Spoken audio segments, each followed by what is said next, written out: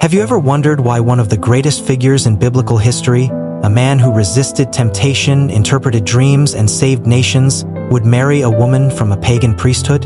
The story of Joseph is one of faith, betrayal, and ultimate triumph.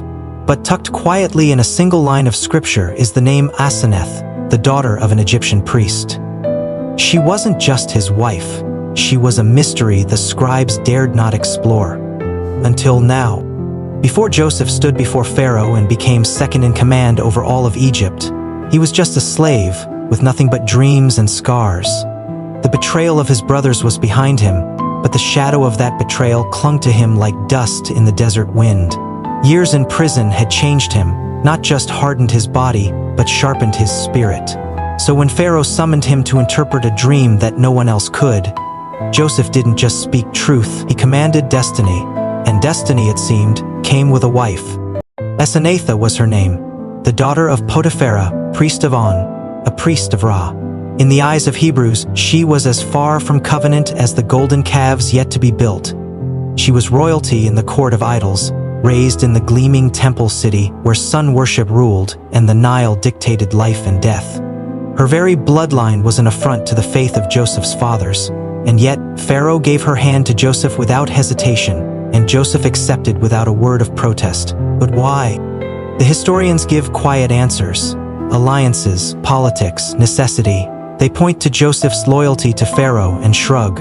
But the truth, the hidden story, passed down in ancient apocryphal texts and dusty fragments, tells a different tale. It tells of a girl who didn't belong in the temple, a girl whose eyes searched the heavens not for Ra, but for something deeper. A truth that would break her world apart. Long before she met Joseph, Asenath lived in On, behind walls of gold and expectation.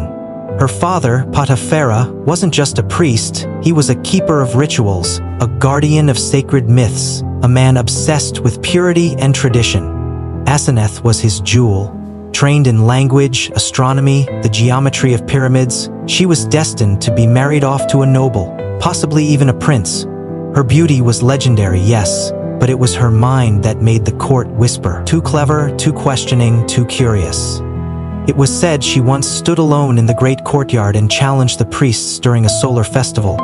Why, she asked, do we praise the sun as if it chose to shine? What if something greater set it in motion? That day, her father had her confined for a month. But the whisper had been spoken. The seeds of rebellion had been planted. Then came the famine, not just of grain, but of answers. Egypt, the empire of order, found itself unraveling. Crops failed, waters receded, animals died. The people moaned in the streets, and the priests' incantations did nothing. Potiphera himself grew afraid, his status slipping. He needed proximity to power. He needed a connection to the man who had solved Pharaoh's riddles. He offered Asenath, dressed in ceremonial silk, painted like a goddess, to a man who wore the signet of Pharaoh, but carried the eyes of a Hebrew shepherd. Joseph did not love her at first. He did not even speak to her beyond the formalities. He was cautious, guarded, still carrying the betrayal of those closest to him. But Asenath, she saw something. In the quiet moments between court processions and public decrees, she watched him pray, not to the sun, but to the unseen. He would press his forehead to the earth and whisper in a tongue older than pyramids. He did not call her by name. He barely acknowledged her presence, and that stirred something in her. She followed him once, past the palm courtyards, past the grain silos, to the edge of the royal gardens. She watched him kneel, facing west, whispering to the wind. "Who are you speaking to?" she asked finally, stepping from the shadows. Joseph did not turn. "To the one who gave me dreams," he said. "To the God who never left, even when men did." Asenath didn't laugh. She didn't scoff like other courtiers would have. She sat beside him in the dirt. "Then tell me about him." That moment would change everything. The next day she returned, and the day after that. No guards, no servants, just questions and stories. She asked of Abraham and Isaac, of the covenant and the stars, of the fire that did not burn the bush. She asked why Joseph's God had not saved him from betrayal, why he allowed suffering. And Joseph, patient, answered her with pain in his voice, with hope in his eyes. Because sometimes, the prison makes the dream possible. In time, she removed the amulets from her neck, refused the incense. She stopped attending the rituals. Her father raged. Pharaoh's priests whispered of curses. But Joseph did not stop her. He never asked her to change, but she did, entirely. And when the time came to make their union public, she demanded to be cleansed. Not in the Nile, but in water drawn from a hidden well Joseph had found in the hills. There, under the moon, she submerged herself, trembling and silent. When she emerged, the sky thundered. Though no storm followed, she took it as a sign. So Pharaoh gave her to Joseph, the priest's daughter to the dreamer, a political match, they said, a formality. But the truth was more sacred than anyone knew. Because sometimes, the most powerful conversions happen not by force, but by love wrapped in silence. If you've ever thought faith couldn't bloom in unlikely places, just wait until you see what comes next. The palace of Pharaoh was gilded with power, but beneath its polished stone and perfumed halls ran veins of fear. Egypt was bleeding, not from war, but from uncertainty. The crops withered in the sun, the cattle stumbled in the dust, and the people cried out to gods who answered only with silence. In times like these, the priests of Ra were supposed to be voices of reassurance. Instead, they looked to Joseph, a Hebrew, a foreigner, a former slave, and watched him command more influence in one day than they had in their lifetimes. They hated it, and they hated him. But their contempt didn't fall only on Joseph. It turned toward the woman once poised to be the pride of their temple, Asenath, daughter of Potiphar, once a sacred vessel for their ceremonies, now a wife who refused to wear the sacred symbols, a noble who wouldn't walk with them in the holy processions. She was slipping away, and worse, she was slipping towards something they couldn't control. Her father felt it first. Potiphar, once proud and unshakable, began to unravel behind closed doors. He summoned her at night, in rooms filled with incense and shadows, demanding explanations. "Do you think this God of Joseph will protect you?" he spat. "Do you believe the Hebrews will ever see you as one of them?" Asenath didn't answer. She didn't flinch. That silence enraged him more than any insult. He had poured his life into her, educated her, elevated her, prepared her to rule beside kings, and now she bowed her head, not to Ra, but to a foreign deity with no face and no temple. Outside the palace, the whispers grew sharper. Courtiers speculated behind lacquered fans and painted lips. "She's bewitched," some said, or worse, "he's using her for power." A few suggested she'd gone mad. A noblewoman denying the gods was not just dangerous, it was treasonous. But Joseph remained quiet, calm as ever. He kept to his duties, overseeing the grain stores, advising Pharaoh, and protecting Egypt from starvation. Yet every so often he would glance across the court, find Asenath's eyes, and in that brief flicker something unspoken passed between them. Not romance, not yet, but understanding, a pact. Their private world, however, could not remain hidden forever. One morning, under the scorching light of a new sun, a delegation from On arrived at the palace unannounced.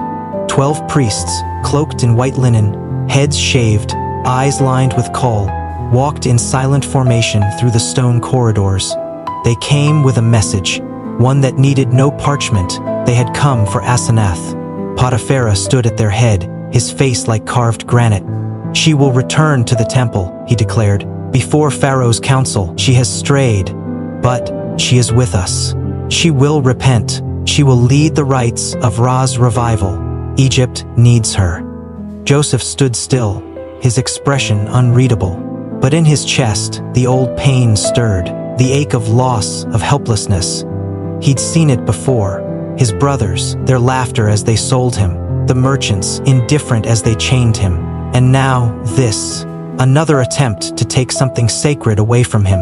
But Pharaoh wasn't a man easily moved by religious squabbles. He turned to Joseph, his trusted vizier. "What say you? Will this woman, your wife, serve her temple?" Joseph looked at Asenath. She stood in white, her head uncovered, her eyes locked on her father's. "Ask her," he said. The room went still. Potipharah's eyes widened in disbelief. No one asked women in public. No one gave them a voice in matters of power. But Pharaoh, amused and intrigued, nodded toward Asenath. "Then speak, daughter of On. Will you return?" Asenath stepped forward. She didn't raise her voice, but it carried. "I once lived in the temple," she said. "I once believed what I was told, repeated what I was taught. But that is no longer who I am. I will not return." Potipharah trembled. The priests murmured, but Pharaoh only raised an eyebrow. "So be it," he said. "The land needs grain more than gods today." But defiance had its price. That night, a figure crept into the royal gardens. He wasn't a servant, not a soldier. He was dressed as a scribe, but moved like a jackal. He slipped past the guards and entered the eastern wing, where Asenath kept her scrolls and her quiet. He carried a blade made of obsidian and a charm strung on jackal teeth. He whispered a curse as he approached her chambers, but Joseph was already there. The Hebrew had been watching the ripples in the court, reading the silence between words. He knew something was coming. When the assassin crept in, Joseph stepped from the shadows, grabbing his wrist before the blade could fall. The man hissed, striking blindly, but Joseph didn't flinch. He twisted, swept the man's legs out from under him, and drove his elbow into his chest. The would-be killer crumpled, unconscious. Later, in Pharaoh's court, the man confessed, not to Potipharah but to a lesser priest, one desperate to restore honor to their order by erasing the woman who defied them. He had been promised a pardon, a place of power, a feast in his name. Instead, he was thrown into the dungeons, nameless. That night, Asenath wept, not from fear but from fury. She had been a pawn her whole life, and now, even free, she was hunted. Joseph held her hand but said nothing. He didn't have to. His presence was the answer. Outside, the Nile moved slow and dark under the moonlight. But inside, something deeper stirred. A bond sealed not by politics nor power, but by fire forged in defiance. And the storm, still distant, was beginning to gather. The next day, the palace awoke under a sky the color of bronze. Thick clouds pressing low as if the heavens themselves crouched in judgment. No rain came, no relief, just the heavy, suffocating quiet that hung over the capital like a spell. Whispers moved faster than servants, and though Pharaoh had dismissed the priest's request publicly, the tension in the halls deepened like a wound that refused to close. Asenath stayed in her chambers for days, not because she was afraid, but because something inside her had changed. She could no longer return to the routines of royal life, reciting ceremonies, feasting with women who called her sister while sharpening their knives behind fans. She read instead scrolls Joseph brought her, writings of old, stories of exodus and promise, names she could barely pronounce. Abraham, Sarah, the God who spoke from fire and rain, the God who wrestled men in the dirt, a God who saw the overlooked, who heard slaves in the dark. This wasn't the God of order or of seasons. This was the God of interruption. And Asenath, for the first time in her life, didn't want to belong to power. She wanted to belong to truth. Joseph returned late each night, weary from meetings and logistics. The famine had spread beyond Egypt's borders. Canaan, Nubia, even far-off Cush sent emissaries begging for aid. Joseph gave generously, but he knew what was coming. Desperation made men lie. Hunger made men violent. Still, when he entered her room, everything paused. They rarely spoke, but when they did, their words mattered. One evening she asked him softly, "Do your people even know I exist?" He looked at her for a long moment before replying, "They will." There was something in the way he said it, half hope, half warning. Because Joseph knew his people. He knew the elders who still muttered prayers in the sand, waiting for the land God had promised. He knew they would not accept her easily, but more than that, he knew the truth would not wait for them to be ready. The next morning, Joseph received a message from Pharaoh. A caravan from Canaan had arrived, foreigners, rough-spoken and cloaked in dust, seeking food. Joseph ordered them detained and watched from behind the lattice.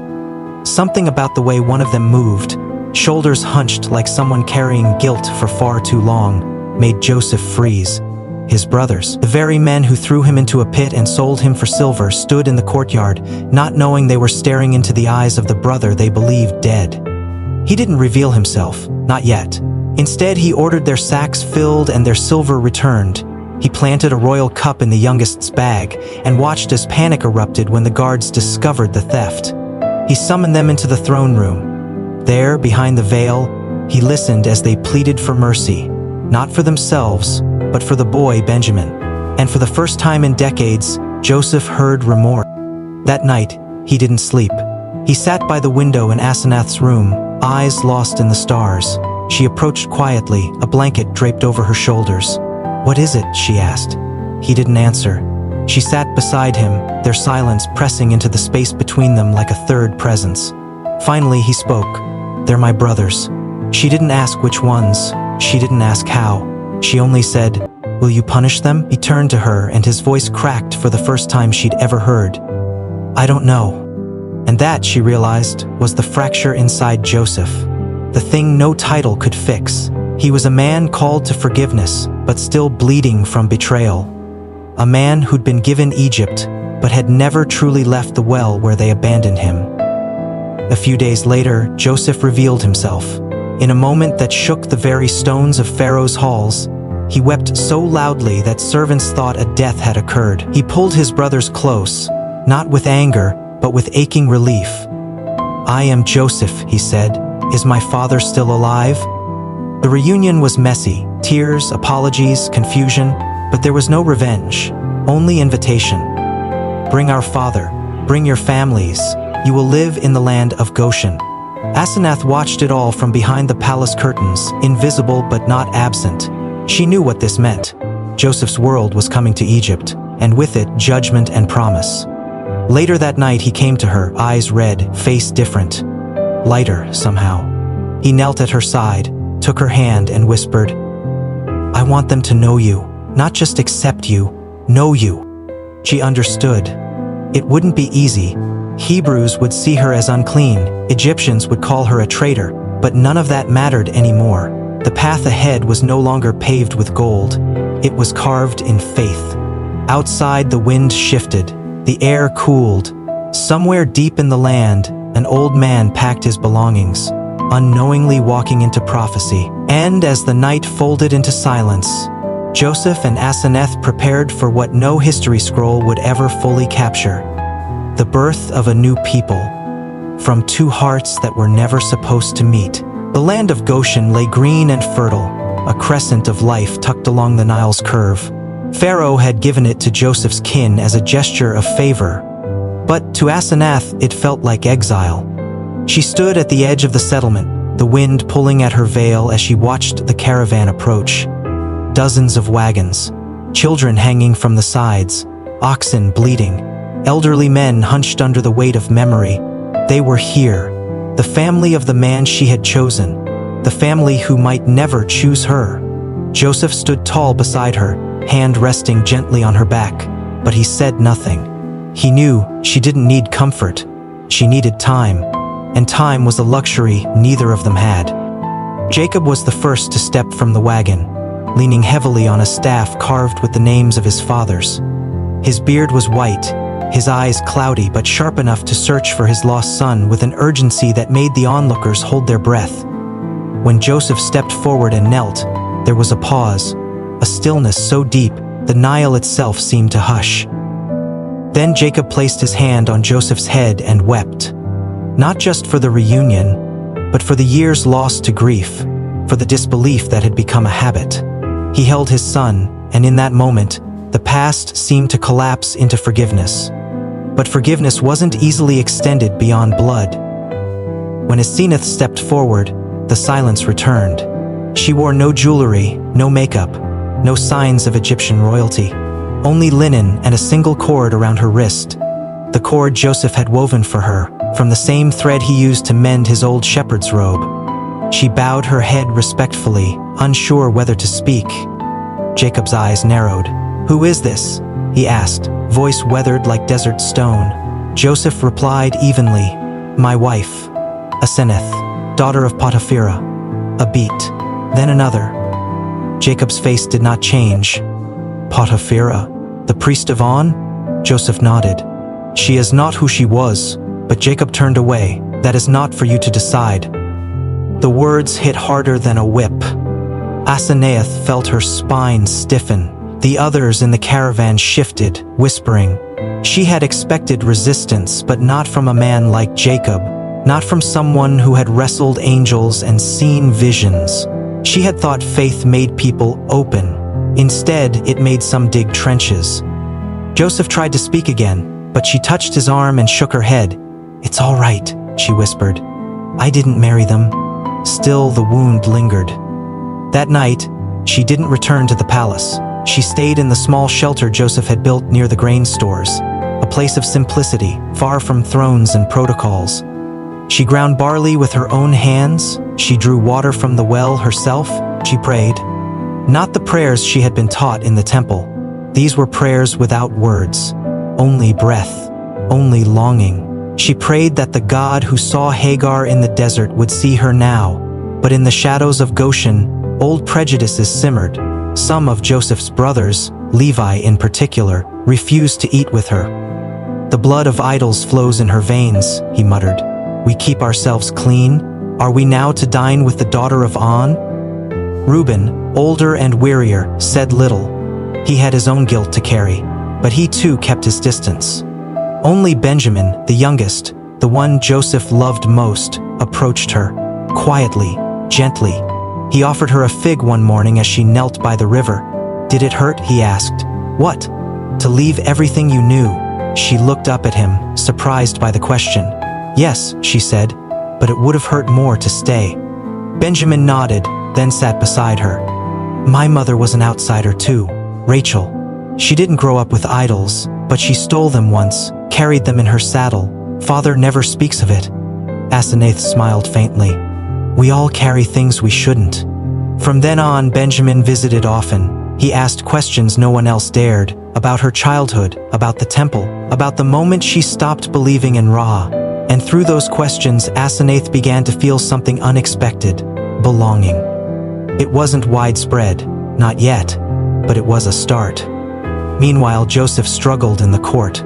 With famine reaching its peak, rationing became stricter. Foreign diplomats grew desperate. One night, a caravan from Cush attempted to storm a grain store in Thebes. Joseph had to send soldiers. Blood was spilled. Egypt's stability wavered, and still the priests whispered. "She cursed us," one said of Asenath. "Ever since she left the temple, our gods have turned their faces." Potipharah, disgraced and silent, had not been seen in weeks. Some said he had gone mad. Others claimed he'd returned to On to beg the sun god for mercy. None of it mattered. What mattered was what happened next.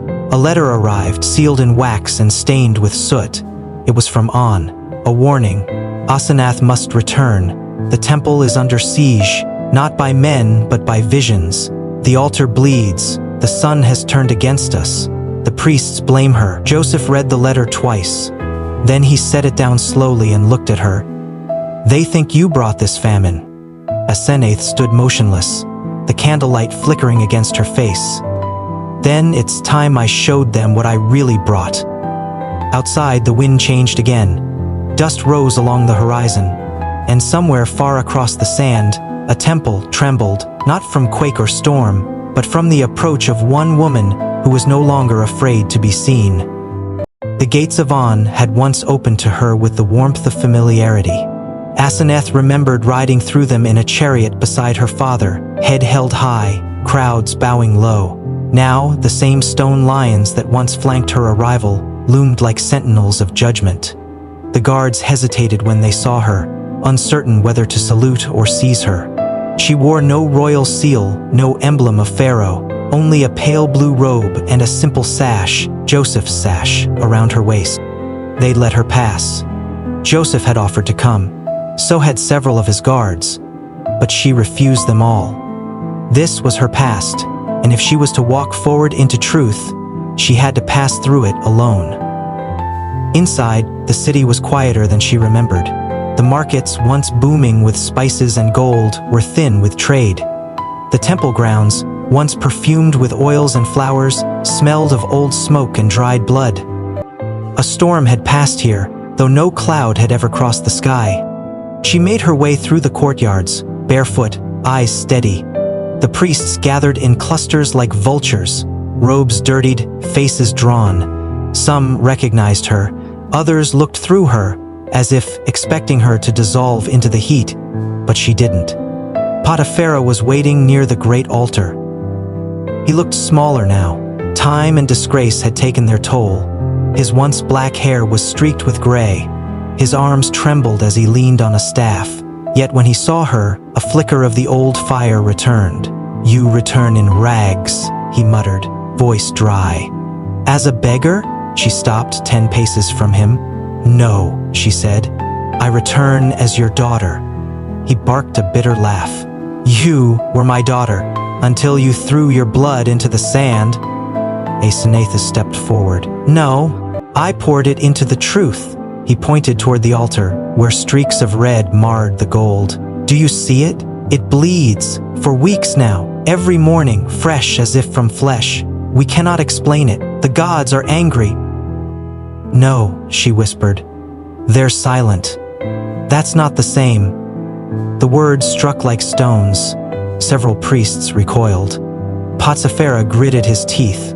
"You turned from Ra," he hissed. "You married a Hebrew. You spit on your destiny. And now you return to mock us?" "I return," she said quietly, "to free you." He laughed again, but it was hollow. "You have no power here." She didn't move. She didn't raise her voice. She only stepped to the altar and placed her hand on its edge. "I was born in these halls," she said, "trained to light incense and pour wine and memorize chants I never believed. I honored a son that could not hear. I looked into the fire and saw only smoke. And yet, I obeyed, until I saw a man kneel to something unseen, and the wind listened." The priests began to murmur.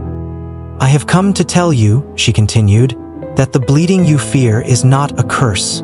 It is a sign. Your gods cannot stop the famine. They cannot stop death. But there is a God who can. A God who walked with Joseph through betrayal, through slavery, through prison. A God who found me in your temple when I didn't even know I was lost." Potipharah took a step back. She turned toward the gathered crowd. "You are not cursed because I left. You are cursed because you never truly looked up. You've spent your lives watching the sun, but the real light comes from beyond it." The wind shifted then. A dry gust blew through the courtyard. The flame atop the altar flickered violently, and then, without warning, extinguished. Gasps filled the air. Potipharah dropped his staff. One of the priests fell to his knees. Asenath stepped back.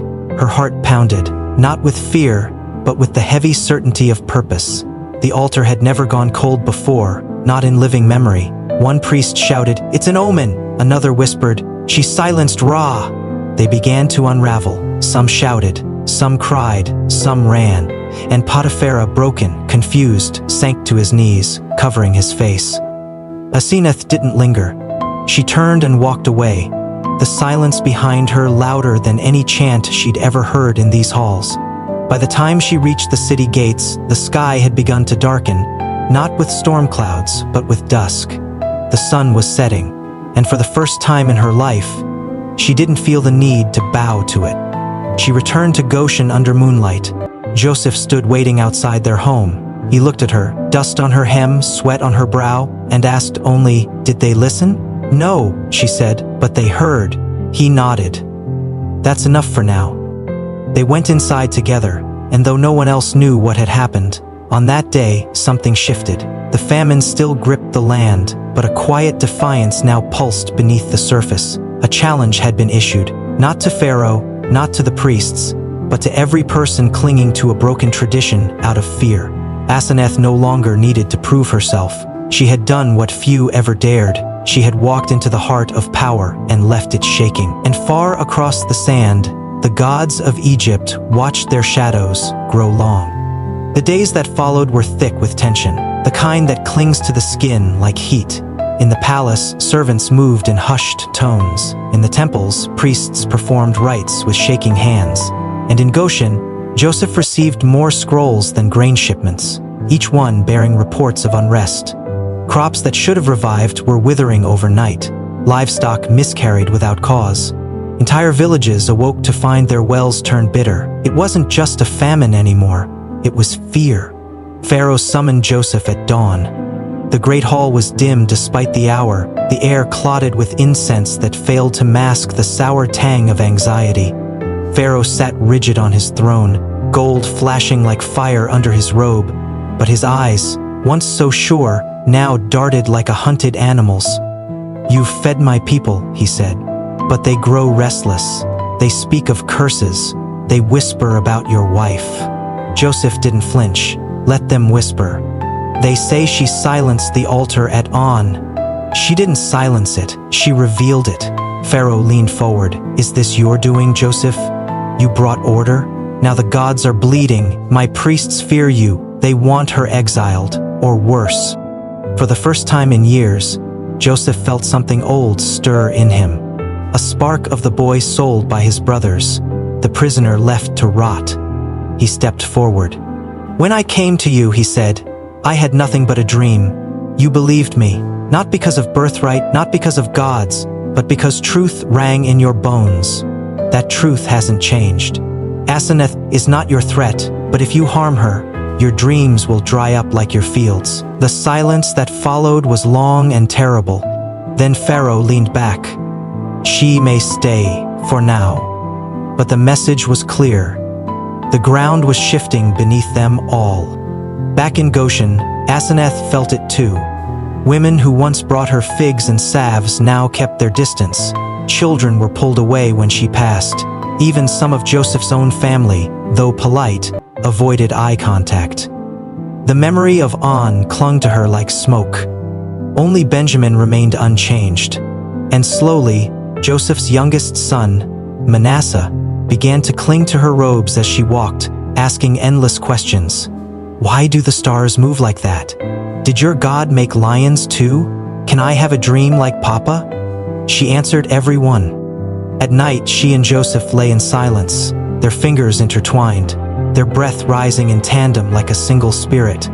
She knew he carried the weight of both worlds now, Egypt's survival and his people's trust, and she, born of neither, carried the bridge. One afternoon, a caravan approached from Canaan again, this time bearing a body wrapped in linen and myrrh. Jacob had died. Joseph wept in private. Asenath watched from the doorway, her heart breaking not for the man she never truly knew, but for the boy inside her husband who had once begged for his father's approval. Joseph fasted.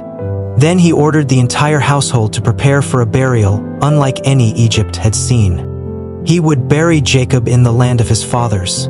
But when they prepared to leave, another storm broke. Levi and Simeon approached Joseph outside the grain store. "She cannot come," Levi said bluntly. Joseph turned slowly. "What? This is Canaan," Simeon added. "The land promised to Abraham, to Isaac, to Jacob. Her presence defiles it."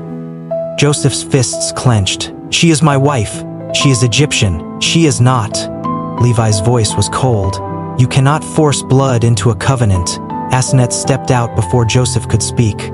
"They are right," she said. Joseph turned to her, stunned. "No!" She raised her hand. "I cannot follow you into that land. Not yet. Not until it receives me." Joseph's jaw worked, but he saw the truth in her eyes. She wasn't retreating. She was waiting. So Joseph departed, heart heavy, brothers close, wife behind. Asenath watched the caravan vanish into the distance. Then she turned to the fields of Goshen, to the Hebrew families that remained, and quietly, with no audience, she began to serve. She brought water to the elderly, she taught the young, she told the story of the God who dreams through men and speaks through silence. Weeks passed. Then one night, a Hebrew woman knocked on her door, tears in her eyes. Her child was ill, burning, delirious. The priests had no answers. Asenath didn't hesitate. She sat by the child's side through the night. She sang softly, not temple songs, but the psalms Joseph had taught her. She held the girl's hand until the fever broke. By dawn, others came. They brought bread, oil, questions. They didn't call her Egyptian anymore. When Joseph returned with empty eyes and dust-covered feet, he walked through Goshen to find his wife at the center of a circle of women, laughing softly, head bowed in prayer. He said nothing. He only sat beside her and wept. In a foreign land, among a scattered people, something new had begun.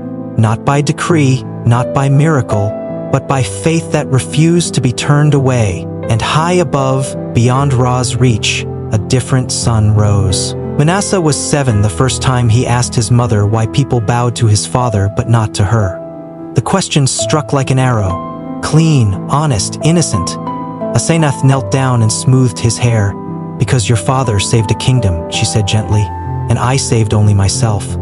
But that answer never sat right with her. It haunted her long after Manasseh had run off to chase dragonflies in the reeds. By now the famine had passed. Slowly the fields had turned green again.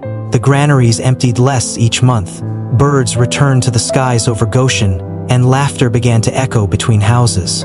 But peace was not the same as harmony. Even as Joseph's reputation swelled across the empire, Asenath remained an open question. Some called her wise, others called her a threat that Pharaoh dared not provoke. And for every child she taught or wound she dressed, there were still men who whispered curses behind her back.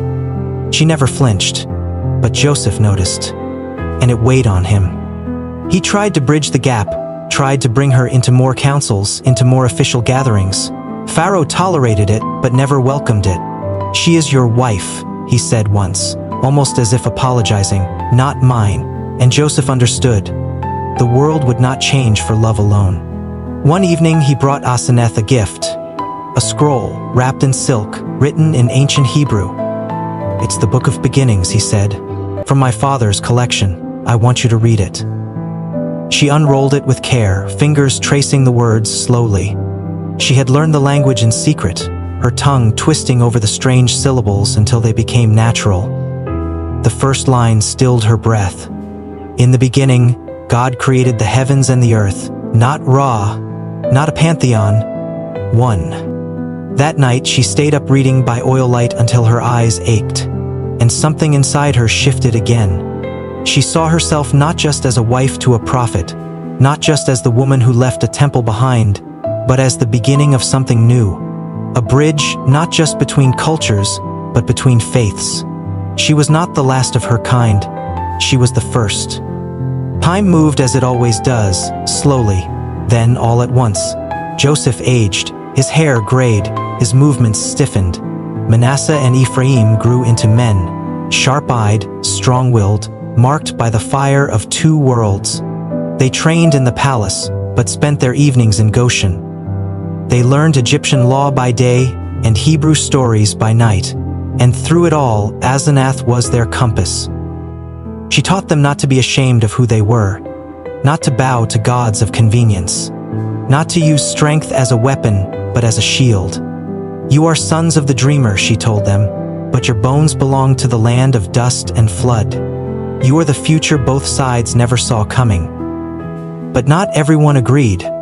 One night, as Ephraim was returning from the granaries, a man followed him, hooded, quiet, but not careful enough.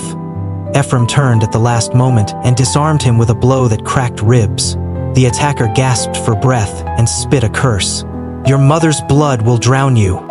Joseph was furious. He doubled the guard, but Asenath said nothing. She sat alone that night, staring at the stars, remembering how often silence had been her only armor. She had changed Egypt. She had changed herself. But she hadn't changed hate. The next day, she went to the edge of Goshen and found the old well where she had first asked Joseph about his God. She knelt, not to drink, but to listen. "If I am a seed," she whispered, "then let me break open. Let what grows be stronger than me." That week, Joseph summoned his brothers. He asked them to bring their children. He asked for the elders. They gathered in the courtyard of his estate, confused but curious, and then he stood beside Asenath. "My sons," he said, "are not Egyptian. They are not strangers. They are of you, and so is she, not by blood, by choice." He looked at each of them. "You once sold me for silver. You once called me gone, but I returned, and now I ask you to do the same for her." The silence was brutal. Then Judah stepped forward. His face was lined with years, his hands scarred. "We cannot change what was," he said, "but we can choose what becomes." He turned to Asenath and bowed. The others followed, one by one, even Levi. Joseph wept. Later, when the sun had dipped low and music began to play from reed flutes and lyres, Manasseh approached his mother. "You saved more than yourself," he said. "You saved us." She smiled, but her eyes were far away. She knew the peace would not last forever. Empires rise, empires fall, gods are forgotten. But the covenant, that invisible thread between heaven and heart, remained. And she had tied her story into it. For the first time in her life, she danced. Manasseh was 7 the first time he asked his mother why people bowed to his father but not to her. The question struck like an arrow. Clean, honest, innocent. Asenath knelt down and smoothed his hair. "Because your father saved a kingdom," she said gently, "and I saved only myself." But that answer never sat right with her. It haunted her, long after Manasseh had run off to chase dragonflies in the reeds. By now the famine had passed. Slowly the fields had turned green again. The granaries emptied less each month. Birds returned to the skies over Goshen, and laughter began to echo between houses. But peace was not the same as harmony. Even as Joseph's reputation swelled across the empire, Asenath remained an open question. Some called her wise. Others called her a threat Pharaoh dared not provoke. And for every child she taught or wound she dressed, there were still men who whispered curses behind her back. She never flinched, but Joseph noticed, and it weighed on him. He tried to bridge the gap, tried to bring her into more councils, into more official gatherings. Pharaoh tolerated it, but never welcomed it. "She is your wife," he said once, almost as if apologizing, "not mine." And Joseph understood. The world would not change for love alone. One evening, he brought Asenath a gift, a scroll wrapped in silk written in ancient Hebrew. "It's the book of beginnings," he said. "From my father's collection. I want you to read it." She unrolled it with care, fingers tracing the words slowly. She had learned the language in secret, her tongue twisting over the strange syllables until they became natural. The first line stilled her breath. "In the beginning, God created the heavens and the earth." Not Ra, not a pantheon. One. That night, she stayed up reading by oil light until her eyes ached, and something inside her shifted again. She saw herself not just as a wife to a prophet, not just as the woman who left a temple behind, but as the beginning of something new. A bridge not just between cultures, but between faiths. She was not the last of her kind. She was the first. Time moved as it always does, slowly. Then all at once, Joseph aged. His hair grayed, his movements stiffened. Manasseh and Ephraim grew into men, sharp-eyed, strong-willed, marked by the fire of two worlds. They trained in the palace, but spent their evenings in Goshen.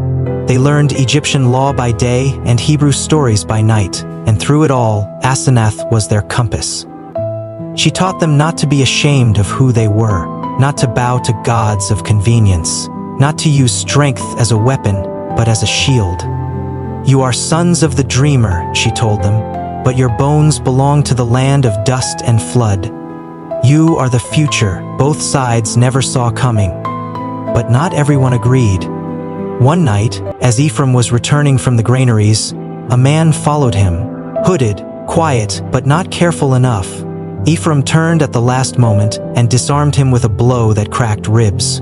The attacker gasped for breath and spit a curse, "Your mother's blood will drown you." Joseph was furious. He doubled the guard. But Asenath said nothing.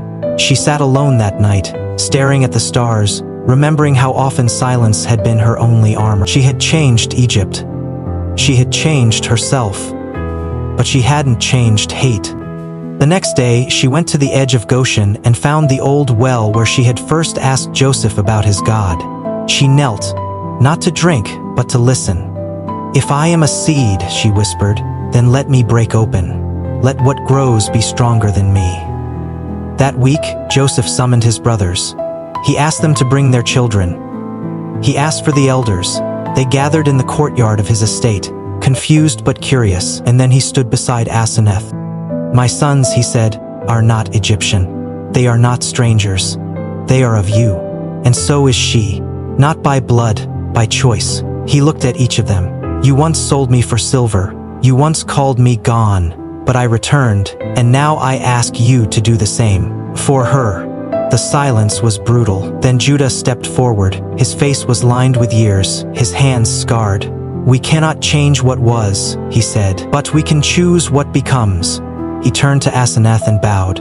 The others followed, one by one, even Levi. Joseph wept. Later, when the sun had dipped low, and music began to play from reed flutes and lyres, Manasseh approached his mother. "You saved more than yourself," he said. "You saved us." She smiled, but her eyes were far away. She knew the peace would not last forever. Empires rise, empires fall, gods are forgotten, but the covenant, that invisible thread between heaven and heart, remained. And she had tied her story into it. For the first time in her life, she danced. The years fell fast after that. Goshen flourished as the rest of Egypt faded into silence. The new pharaoh no longer remembered the famine. He hadn't wept when Joseph saved the grain, hadn't watched the skies turn black or the rivers run red. He saw only a growing people in a foreign land and called them dangerous. But that storm had not yet broken, for now the house of Joseph stood untouched. And inside it, Asenath sat each morning with a cup of water and a scroll, watching Joseph's hands tremble as he unraveled stories he could once recite with perfect ease. He was not sick, not truly, but he was tired. Something deeper than age pulled at him. His voice slowed, his steps shortened. He smiled more but laughed less. One afternoon he stood beside their door looking out at the fig trees he'd planted decades earlier. "I wonder if they remember me," he murmured. Asenath reached for his hand and whispered, "They do." But he wasn't speaking to her, not really. He wrote letters to his sons, telling them to walk with courage, to remember who they were. He blessed each of them before the elders, placing his right hand on Ephraim and his left on Manasseh. When someone tried to correct him, he shook his head. "The younger will grow greater," he said, and no one argued. His eyes still held the fire of prophecy, even if his body had dimmed. One night, he called for Asenath. The room was quiet, the lamps burning low. He reached beneath his bed and pulled out an old piece of cloth, faded, fraying at the edges. "This was my coat," he said, "the one they dipped in blood." She touched it carefully, reverently. "Why keep it?" He looked at her, the shadow of a smile on his lips. "Because it reminds me that even betrayal can be part of a miracle." She sat beside him as the hours bled into darkness. He told her of dreams that never made it into scrolls, of voices he had once heard in prison, of the silence that had guided him more faithfully than any map. And when he grew too tired to speak, he held her hand and simply breathed. She stayed with him until dawn. When the sun rose, Joseph did not. The morning in Goshen was quiet but deep.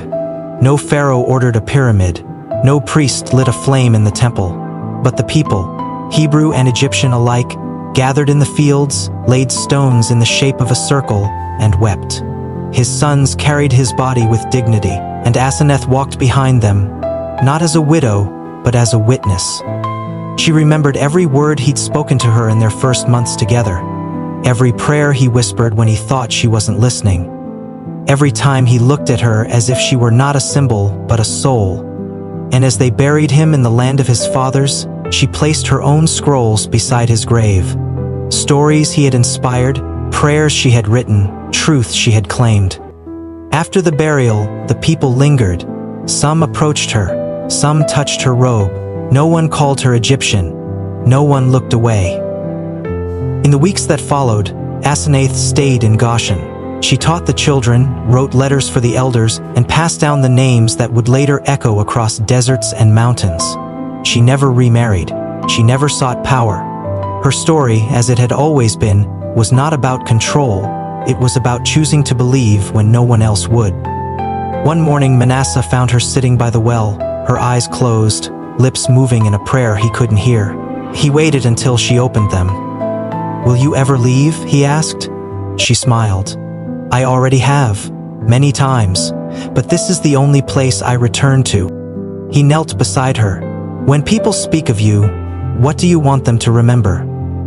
She didn't answer right away. She reached for a stalk of barley, rolled it between her fingers. "That I was not just Joseph's wife. I was Joseph's answer." The years passed. The new Pharaoh hardened his heart. The labor began. The chains came next. But Asenath's legacy had already taken root. In the whispered prayers of women, in the defiance of daughters, in the stories passed from mother to son, about a woman who had every reason to stay silent, but spoke anyway. And as Goshen grew darker, her light refused to die. They came first for the scribes. Quietly, with polite summons and forced smiles, they were called to the city and never seen again. Then it was the elders, questioned, delayed, detained. By the time the work crews began forming, everyone understood. Pharaoh had changed, and this time, no dream would save them. The new king spoke of order, of purity, of restoring Egypt's soul. He looked to the Hebrew quarter and saw a problem to be solved. His advisors called them parasites. His soldiers called them labor. But his eyes, cold and sharp, looked further, at the legacy Joseph had left behind, the loyalty that still pulsed in whispers through the grain fields, and he wanted it gone. Asenath sat in her home in Goshen, listening to the shift in tone. Merchants raised prices, patrols became harsher, young men disappeared for days, returning with bruises and silence. She walked among the people every day, not in fear, but in purpose. Children still ran to her, clinging to her skirts. Women still asked her what to do, but something had changed. They all looked to her like she was the last open door. One evening, Ephraim returned home with blood on his robe and fury in his voice. "They made me whip a boy for dropping a tool," he said. "If I refused, they said they'd beat me instead. I don't want to be like them." Asenath didn't scold him. She didn't cry. She placed her hand over his and said, "Then don't carry their hatred. Let it die with them." But hatred didn't die. It spread. Laws were passed. Tools were taken. Rations cut. No more gatherings after sundown. No more scrolls passed hand to hand. Joseph's name was stripped from the palace walls. His records burned. His legacy wasn't just being erased. It was being rewritten. And Asenath knew if she didn't act, everything they had built would be forgotten. She gathered parchment, ink, and silence. At night, she wrote by firelight. Not just her story, but his. Not just their triumphs, but their losses. She recorded how he prayed in prison, how he forgave his brothers, how he whispered her name the night before he died. She wrote of the famine, of the altar that bled, of the night the Nile turned red and the sun vanished. She wrote the truth that would not survive in the courts, but might live in the hands of a child. One by one, she trained others to do the same. Daughters of shepherds, sons of bakers. She taught them to hide scrolls in clay jars, to bury them near wells, to stitch them into garments. It wasn't rebellion, it was remembrance, and it was spreading. Then came the decree. Every male child born to Hebrew women was to be thrown into the Nile. The news shattered Goshen. Mothers screamed in the streets. Fathers dug makeshift graves in the darkness, whispering apologies to children not yet born. The soldiers came like shadows, smiling at doors, then kicking them in. Asenath stood at the edge of the village, watching as torches flickered in the night. She didn't run. She didn't plead. She stepped into the path of the commander himself, a man half her age with a gold collar and dead eyes. "Do you know who I am?" she asked. He looked her over. "You're nobody now." She didn't blink. "Then I have nothing left to lose." He raised a hand to strike her. She didn't flinch. Something in her calm made him pause. He spat at her feet instead and walked on. That moment passed like a breath, but it became a story that traveled faster than any soldier, that the forgotten wife of Joseph stood unshaken before the storm. In the weeks that followed, women began sewing protective verses into baby slings. Men carved blessings into the doorframes. Children were taught not just to speak, but to remember, not just to obey, but to endure. And everywhere, beneath the weight of empire, her words moved like underground fire. But time does not show mercy. One morning, Asenath didn't rise. Ephraim found her by the window, scrolls piled beside her, a candle burned low. Her hands were clasped over her chest, her breath shallow but steady. He sat beside her and waited. When she opened her eyes, she whispered, "It's almost time." He asked if she was afraid. She shook her head. "Joseph saw dreams," she said. "I saw what came after. That's harder." That night, she gathered her family. She held the youngest children on her lap. She sang to them, not in Egyptian, not in Hebrew, but in both. A song of crossing, of waiting, of choosing. Then she gave Ephraim the last scroll she had written. "Hide this," she said. "Let it live longer than me." And he did. When she died, they buried her beside Joseph. No stone, no fanfare, just earth and a promise. The people mourned, not just a woman, but a story, a voice, a beginning. But even then, her work was not done, because a child was soon born to a Levite woman, a child who would be hidden in a basket, a child who would rise to part seas. And when he asked, "Who is the God of my people?" someone would whisper a name, and somewhere behind it, the echo of a woman who once dared to believe he could be hers too. Years passed, but her absence never left the house. It lingered in the quiet corners where she used to sit, and in the soft hush of her unfinished songs.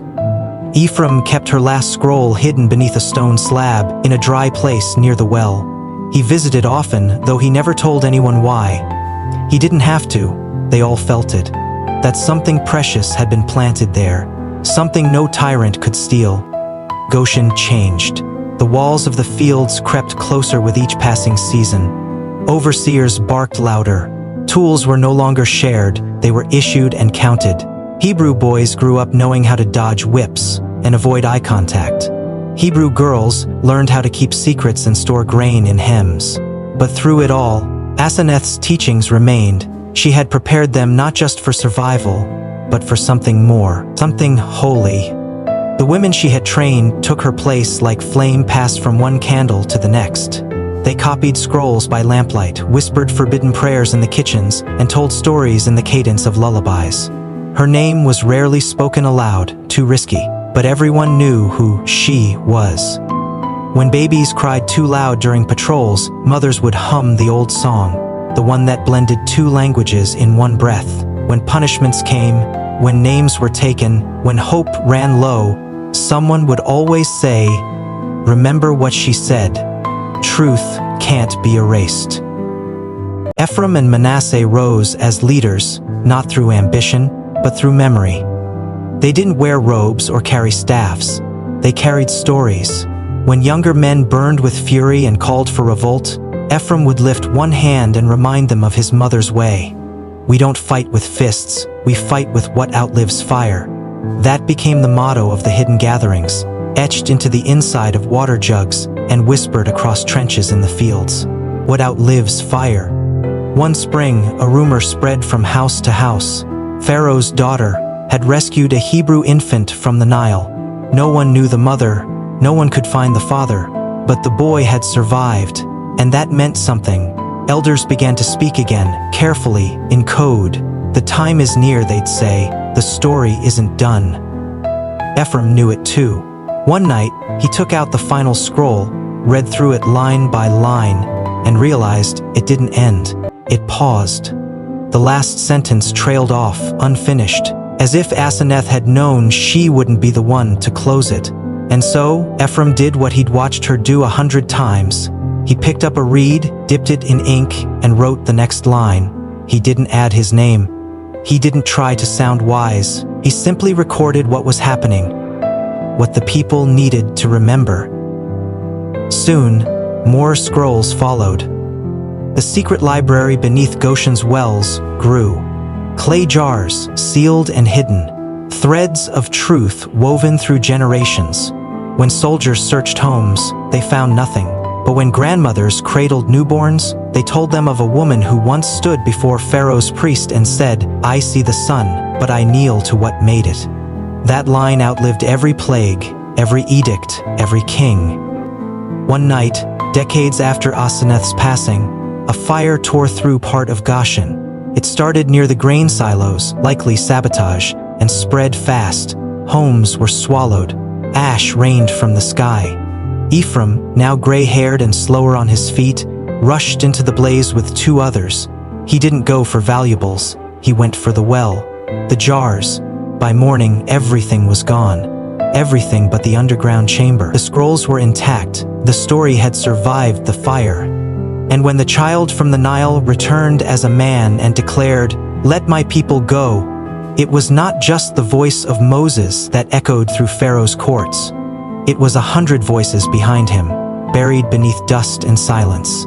Among them, a woman who had once walked away from a temple and into a dream, who once stood before death and refused to be bowed, who once gave her sons not a throne, but a name, Asenath. She was no prophet, no queen. She never split seas or raised staffs. But she made those moments possible by planting truth where it could never be pulled up by the root. And when the Hebrews finally marched free, when the waters parted and the dust rose in a wall behind them, someone carried her scrolls across the sea, not as relics, as proof that those who seem forgotten are often the ones whose names God writes in places the world never looks. They walked for days without a map. The desert stretched endlessly, cruel and indifferent. The sun hammered down during the day, and the cold bit through bone at night. The Hebrews, newly freed, were not a nation yet. They were wanderers, disoriented and raw, dragging generations of trauma behind them like broken carts. The gold of Egypt was behind them. The promise of Canaan was ahead. But between the two stood wilderness. And in that wilderness, the stories began to surface. At first, they were whispered around fires by women braiding their daughters' hair, or by boys tracing lines in the sand with their fingers. Then they were spoken in moments of fear, in hunger, in silence. And again, Asenath's name appeared, not as a title, but as a question. What would she have done? Or did she know it would come to this?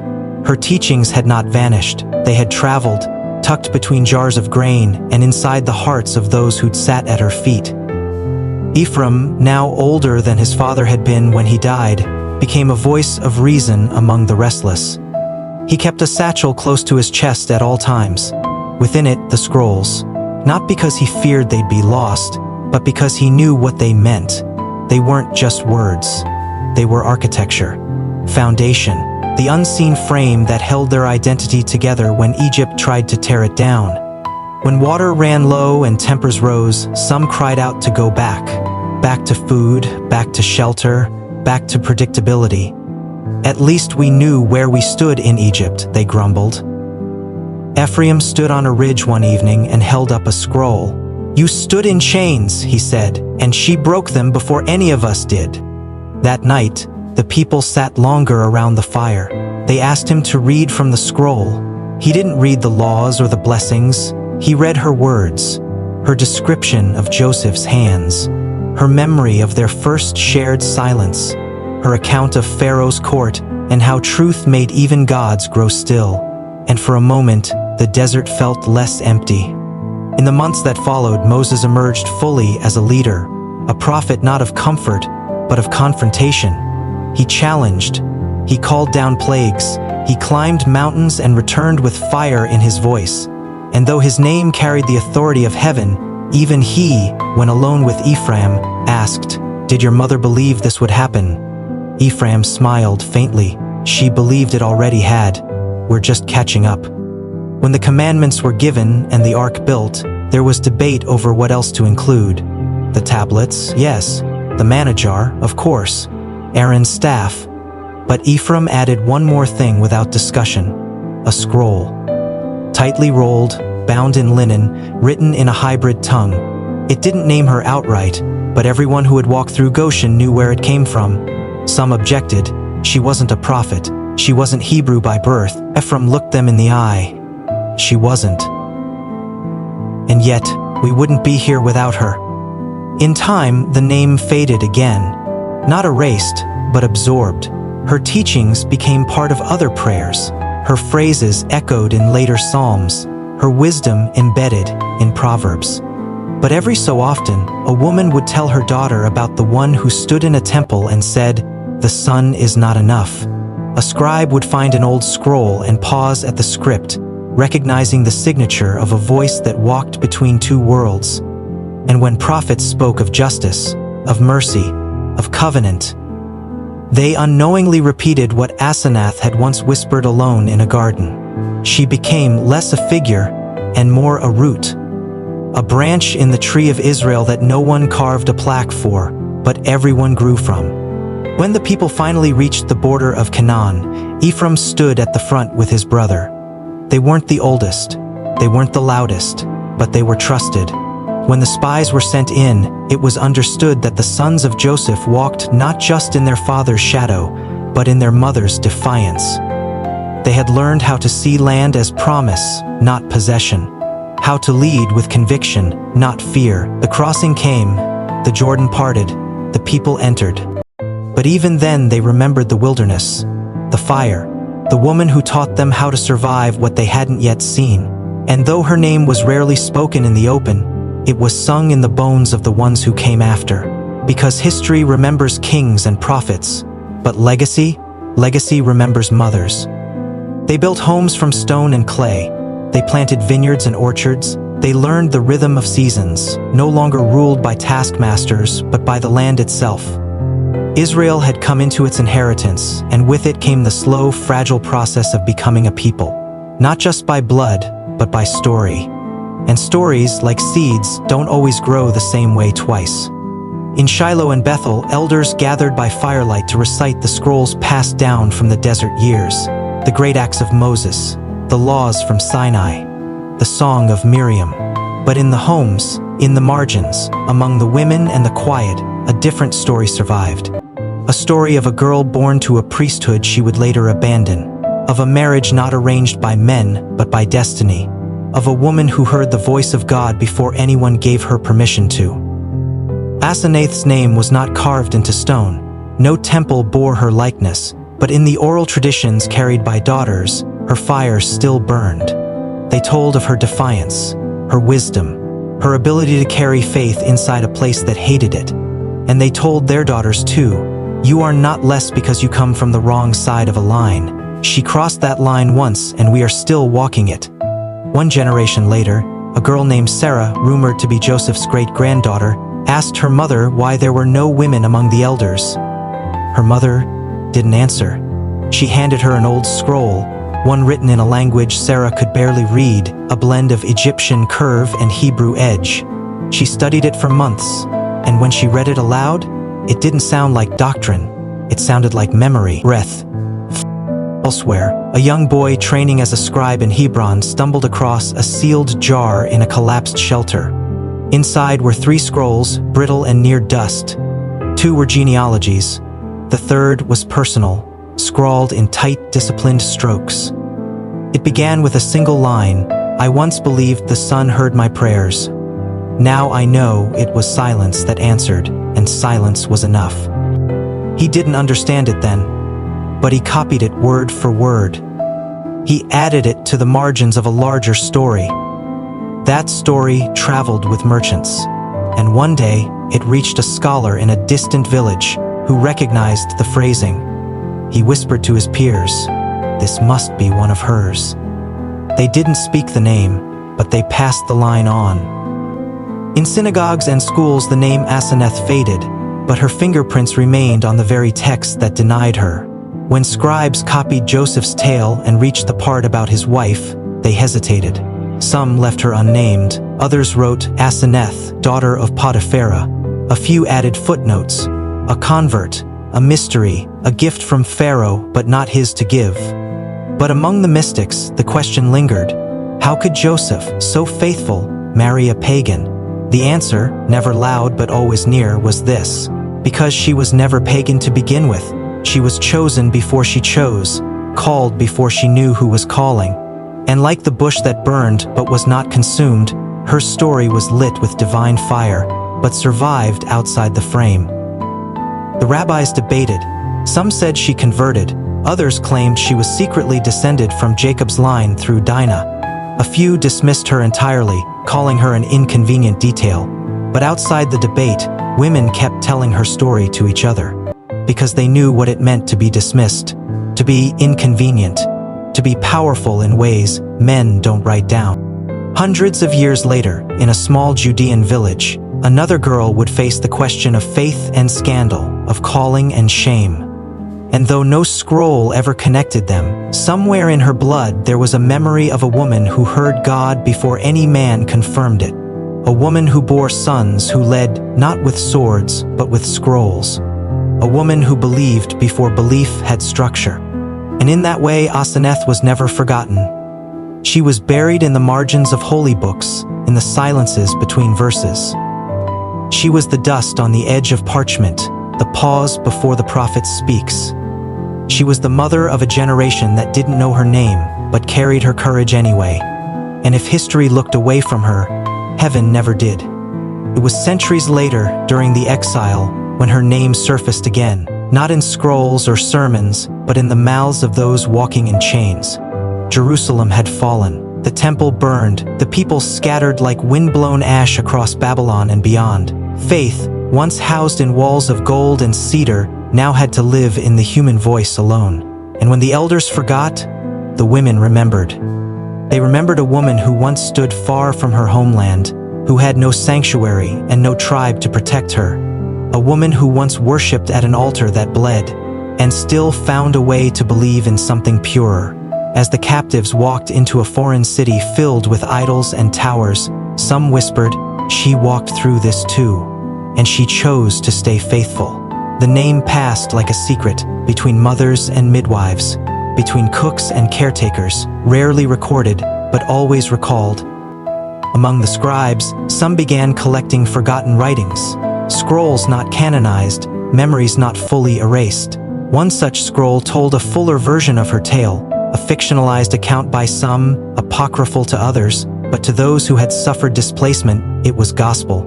In it, she was a noblewoman who rejected Egypt's gods, wept in solitude and converted in secret. An angel appeared to her, she washed in a spring, and when Joseph saw her afterward, he fell to his knees, not for her beauty, but for her transformation. Some scholars dismissed it, others preserved it, but those living in the shadows of foreign rule, those who knew what it was to feel like strangers among their own people, clung to it, not for accuracy, but for what it revealed.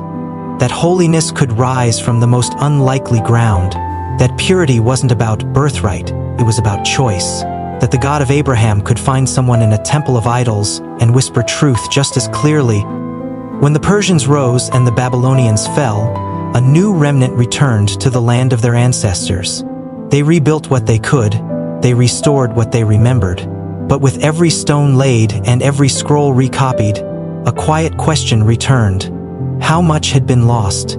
How much of their past had never made it through the fire? In a small house near the edge of the new city, a teacher sat with his daughter beside a lamp. She asked, "Why aren't there more women in our stories?" He hesitated, then unwrapped a bundle wrapped in waxed cloth. Inside was a thin, cracked scroll with almost faded script. "This is one," he said.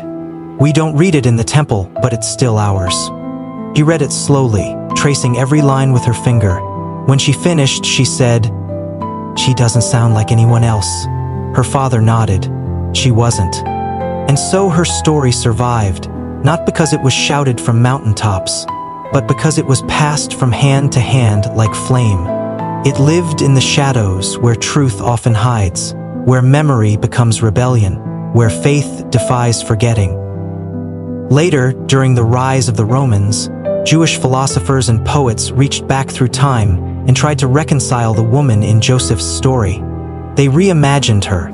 Some said she was always part of the covenant, just hidden until the right moment. Others said she was adopted by Jacob himself, the daughter of Dinah and Shechem, given a new name, a new future. The truth was hard to separate from the legend by then, but the point wasn't the precision, it was the presence. She had endured. and that endurance mattered.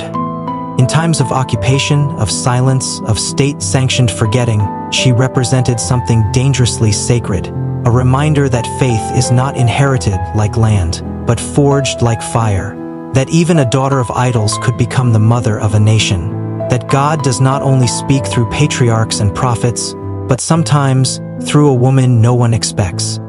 Her story did not end with her death. It did not end with Egypt or Canaan or Babylon. It kept returning, reshaping, retelling itself in every generation that needed her, in every girl who felt too foreign, in every believer who came to faith from the outside looking in every question that began with, "Could I belong too?" The answer was always the same. She did. So could you. And as the people waited again for deliverance, for a Messiah, for something to lift them out of exile and silence, they remembered the ones who had come before. Not just the kings, not just the warriors, but the ones who wrote by candlelight, who stood their ground, who crossed lines no one else dared to. In every act of defiant hope, Asenath was there, not as a queen, as something more enduring, a woman who chose belief over comfort, truth over tradition, legacy over silence. She was never meant to be remembered, not by the scribes, not by the priests, not by the architects of holy lineage who carved names into tablets and left hers off the list, but that was never where her legacy lived. It lived in the soil of stories passed between hands that history never bothered to record. It lived in the mouth of a woman rocking her child to sleep, whispering of a time when a girl with no allies and no armor chose a God no one taught her to love. And that's what made her dangerous. Asenath didn't come to faith the way others did. She wasn't born under stars counted in covenants. She wasn't pulled from burning bushes or handed laws on mountaintops. She came to faith through doubt, through loss, through silence. She questioned gods while others worshipped them. She watched ceremonies and asked, "Is this all there is?" She said no long before she found a yes. And somehow, in the stillness of her refusal, the true God spoke. She taught us that holiness doesn't always enter with thunder. Sometimes it arrives like a whisper in a palace hall, like a question from a slave, like a dream in a prison. She proved that faith doesn't come from knowing all the answers, but from refusing to settle for the wrong ones. She didn't have the lineage, she didn't have the title, but she had the courage to leave behind everything she knew for something she had only glimpsed, and that glimpse changed the world. Because through her came Manasseh and Ephraim, two sons who carried not just Joseph's blood, but her resolve. Two sons who would lead tribes, shape nations, pass on stories. Through her came women who kept the fire of identity alive when men were dragged to labor and scrolls were burned.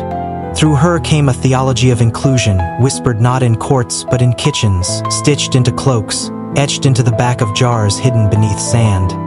She didn't start revolutions, she outlasted them. She didn't raise a staff, she raised a standard, that the margins matter, that the outsider might be the cornerstone, that faith forged in the fire of rejection burns longer than any ritual. They called her forgotten, but forgotten things don't echo. Forgotten things don't stir in the hearts of girls centuries later who find themselves asking if they're enough, if their past disqualifies them, if their names sound too foreign, their voices too different. Forgotten things don't find their way into psalms without signatures, into prayers without credits, into bloodlines without records. The truth is this: she was never forgotten. She was hidden, protected, carried in the breath of stories that weren't safe to speak until the time was right. And maybe that time is now. Because if you've ever felt like you came in through the wrong door, if you've ever stood outside the circle and wondered if you were meant to stay there, if you've ever been told your past disqualifies you from something sacred, you need to know her story. Not because she made history, but because she made room. Room for belief that didn't come from inheritance, room for questions that turned into covenant, room for the kind of love that doesn't arrive with trumpets, but with footsteps in the sand, with silent prayers, with hands that reach out even when nothing is promised in return. Asenath was not just Joseph's wife. She was the bridge between one world and the next, between the temple and the wilderness, between exile and return, between what was and what could be. She wasn't chosen by people, she was chosen anyway. And if this story stirred something in you, if it reminded you of your grandmother's strength, or your mother's silence, or your own quiet battle to be seen, then maybe you've always carried part of her too. So keep her name alive, speak it, share it, and if this story reached you in the right moment, then let it be more than memory. Let it be fire. Like, comment, and subscribe to this channel for more stories that illuminate the hidden heroes, the buried truths, and the voices history tried to silence, but couldn't. Because some names were never meant to be forgotten. They were meant to be found.